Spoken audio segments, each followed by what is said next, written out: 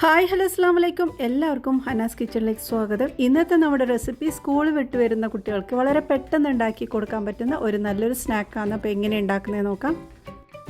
അപ്പോൾ നമുക്ക് ആദ്യം വേണ്ടത് കുറച്ച് നട്ട്സാണ്. കാഷ്യൂനട്ടാണ് ഞാൻ എടുത്തത്. അത് നമുക്ക് ചെറുതായി കട്ട് ചെയ്ത് റെഡിയാക്കി എടുക്കാം. അപ്പോൾ ഈ ഒരു ടൈപ്പിൽ റെഡിയാക്കിയിട്ടുണ്ട്.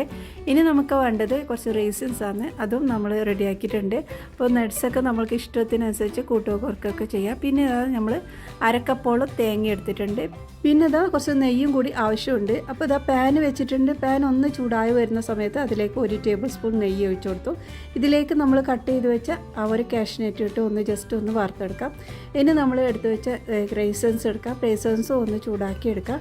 പിന്നെ നമ്മൾ എടുത്ത് വെച്ച ഈ ഒരു തേങ്ങയും കൂടി ചേർത്ത് കൊടുക്കാം. തേങ്ങ അരക്കപ്പോളം തേങ്ങയുണ്ട്. അതുകൊണ്ട് നന്നായിട്ടൊന്ന് ഇളക്കിയെടുക്കാം. അപ്പോൾ നമ്മളിവിടെ ഒരു ഫില്ലിംഗ് ആണ് ഉണ്ടാക്കുന്നത്. വളരെ പെട്ടെന്ന് ഉണ്ടാക്കിയെടുക്കാൻ പറ്റുന്ന ഒരു ഫില്ലിംഗ് ആണ് ഇവിടെ ഉണ്ടാക്കിയിട്ടുള്ളതും. അപ്പോൾ അത് റെഡിയാക്കിയെടുക്കാം. പിന്നെ നമ്മൾ ഇതിലേക്ക് ആവശ്യത്തിനുള്ള പഞ്ചസാര ചേർത്ത് കൊടുക്കാം. മധുരത്തിനായിട്ട് 2 ടേബിൾ സ്പൂണും പഞ്ചസാരയാണ് ചേർത്തത്. പിന്നെ കുറച്ച് ഏലക്കപ്പൊടിയാണിത്. അപ്പോൾ അത് ഒരു 1/4 ടീസ്പൂണോളം അത് ചേർത്തിട്ടുണ്ട്. ഇതിനെല്ലാം കൂടി ജസ്റ്റ് ഒന്ന് ചൂടാക്കിയെടുക്കാം. പഞ്ചസാരയെല്ലാം അലിഞ്ഞ് തേങ്ങയിലേക്ക് പിടിച്ച സമയത്ത് നമുക്കിത് ഓഫാക്കാം. അപ്പോൾ ഇതിൻ്റെ കളറൊന്നും മാറാൻ നിൽക്കണ്ട. അപ്പോൾ ഇത് റെഡി ആയിട്ടുണ്ട്. ഇനി നമുക്ക് മുട്ടയാണ് ആവശ്യം. അപ്പോൾ 3 മുട്ട എടുത്തിട്ടുണ്ട്. അത് ഈ ഒരു മിക്സിയുടെ ജാറിലേക്ക് ഒഴിച്ചു കൊടുക്കാം. അപ്പോൾ ഇനി നമ്മൾ ഇതിൻ്റെ മധുരത്തിന് ആവശ്യമായ പഞ്ചസാരയാണ് ചേർത്ത് കൊടുക്കുന്നത്. ഇത് അധികം മധുരം ഉണ്ടായില്ല, ഒരു പാകത്തിനുള്ള മധുരമാണ്. അപ്പോൾ 3 ടേബിൾ സ്പൂൺ പഞ്ചസാര ഇട്ടിട്ടുണ്ട്. ഇതിലേക്ക് 1/2 കപ്പോളം പാൽ ഒഴിച്ചിട്ട് നന്നായിട്ടൊന്ന് അടിച്ച് റെഡിയാക്കിയെടുക്കാം. ഇനി നമുക്ക് ആവശ്യമുള്ള ബ്രെഡാണ്. അപ്പോൾ കുറച്ച് കൂടുതൽ ബ്രെഡിന് ആവശ്യമുണ്ട് ഇതിലേക്ക്. അപ്പോൾ അതിൻ്റെ സൈഡെല്ലാം ഒന്ന് കട്ട് ചെയ്ത് മാറ്റി വെക്കാം. ബ്രെഡ് എടുക്കുമ്പോൾ മിൽക്ക് ബ്രെഡാണ് ഈ ഒരു റെസിപ്പിക്ക് നല്ല ടേസ്റ്റ് ഉണ്ടാവുക. അപ്പോൾ അത് ഉണ്ടെങ്കിൽ അത് എടുക്കാൻ നോക്കാം കേട്ടോ. അപ്പോൾ ഇതുപോലെ എല്ലാ സൈഡും കട്ട് ചെയ്തതിന് ശേഷം നമ്മൾ ഇതൊരു പാനിലോട്ട് നമ്മൾക്ക് കുറച്ച് നെയ്യ് ഒന്ന് തടവി കൊടുക്കാം. അപ്പോൾ അടിയിലൊന്നും പിടിക്കാതിരിക്കാൻ വേണ്ടിയിട്ട് നെയ്യ് തടവിയ ശേഷം നമ്മുടെ കട്ട് ചെയ്ത് വെച്ച ബ്രെഡ് ഇതിലേക്ക് വെച്ച് കൊടുക്കാം. പാത്രത്തിൻ്റെ ആ ഒരു ഭാഗം ഫുള്ളായിട്ട് നമ്മൾ ഇതുപോലെ ബ്രെഡ് കട്ട് ചെയ്തിട്ടൊക്കെ വെച്ച് സൈഡിൽ റെഡിയാക്കി എടുത്തിട്ടുണ്ട്. അപ്പോൾ ഒരു ഗ്യാപ്പും ഇല്ലാതെ ഫുള്ളായിട്ട് നമ്മൾ ബ്രെഡ് വെച്ചിട്ടുണ്ട്. ഇനി നമ്മൾ അടിച്ചു വെച്ച ആ ഒരു മുട്ട മിക്സ് ഇതിൻ്റെ മുകളിലോട്ട് ഒഴിച്ചു കൊടുക്കാം. അപ്പോൾ ഫുള്ളായിട്ട് ഒഴിക്കേണ്ട, പകുതി മാത്രം ഇതിലേക്ക് ഒഴിച്ചു കൊടുക്കാം. അപ്പോൾ ഇതിന് നമ്മൾ മധുരം ഓവറാക്കിയിട്ടില്ല, ചെറിയ മധുരം മാത്രമേ ഉണ്ടാവുള്ളൂ കേട്ടോ. അപ്പോൾ ബ്രെഡിനും കുറച്ച് സ്വീറ്റ് ഉണ്ടെങ്കിൽ അതന്നെ മതിയാവും. പിന്നെ നമ്മൾ ഇതിലേക്ക് ചേർക്കുന്നത് കുറച്ച് ക്രീമാണ്, ഫ്രഷ് ക്രീമാണ്, കുറച്ച് തിക്കായിട്ടുള്ള ക്രീമാണിത്. അപ്പോൾ അത് ഇതിലേക്ക് ഇടാം. അപ്പോൾ ഇതിന് പകരമായിട്ട് നിങ്ങൾ ചീസായെങ്കിലും നല്ല ടേസ്റ്റ് ആയിരിക്കും കേട്ടോ. അപ്പോൾ ഈ ഒരു ക്രീം ഉണ്ടെങ്കിലും അത് നല്ല ടേസ്റ്റാണ്. അതുകൊണ്ടാണ് ഞാൻ പറഞ്ഞത് മിൽക്ക് ബ്രെഡ് തന്നെ യൂസ് ചെയ്യണമെന്ന്. മിൽക്ക് ബ്രെഡിലും ഈ ഒരു ക്രീം നല്ലൊരു കോമ്പിനേഷനാണ് കേട്ടോ.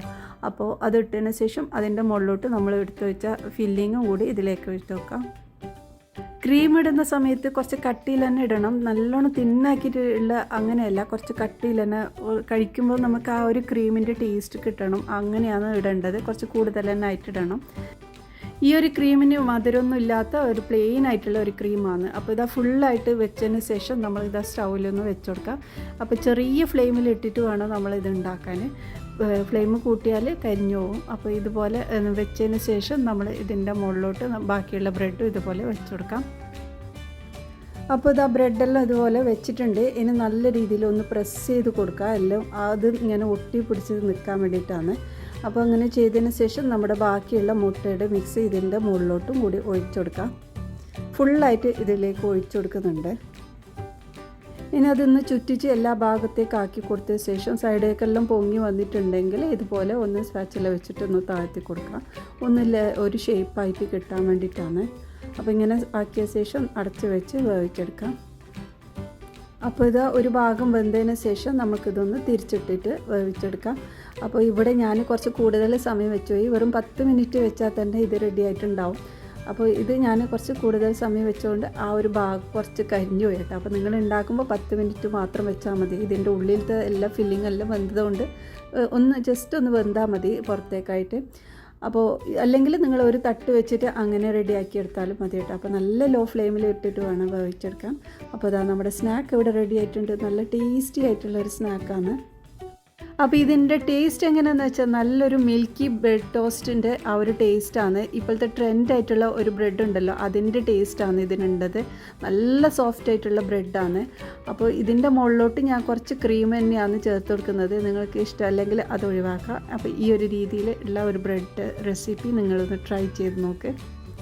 അപ്പോൾ ബ്രെഡ് കൊണ്ട് വളരെ ഈസി ആയിട്ട് ചെയ്യാൻ പറ്റുന്ന ഒരു റെസിപ്പിയാണ്. അപ്പോൾ എന്നും ഒരുപോലെ ഉണ്ടാക്കാതെ കുട്ടികൾക്ക് ഒരു ചേഞ്ച് ആയിട്ട് ഇങ്ങനെ ഒന്ന് ഉണ്ടാക്കി നോക്ക്. ഫില്ലിങ് നമുക്ക് എന്ത് വേണ്ടതെന്ന് വെച്ചാൽ ആ ഒരു രീതിയിൽ മാറ്റിയെടുക്കാം കേട്ടോ. അപ്പോൾ ഇന്നത്തെ ഈ റെസിപ്പി നിങ്ങൾക്ക് ഇഷ്ടമായിട്ടുണ്ടെങ്കിൽ ഒന്ന് സപ്പോർട്ട് ചെയ്യണേ. ഇതുപോലെയുള്ള എളുപ്പത്തിൽ ഉണ്ടാക്കാൻ പറ്റുന്ന ഒരുപാട് റെസിപ്പീസ് ചാനലിൽ അപ്ലോഡ് ചെയ്തിട്ടുണ്ട്. ഇനി അടുത്ത നല്ല റെസിപ്പിയുമായി വീണ്ടും വരാം. ബൈ.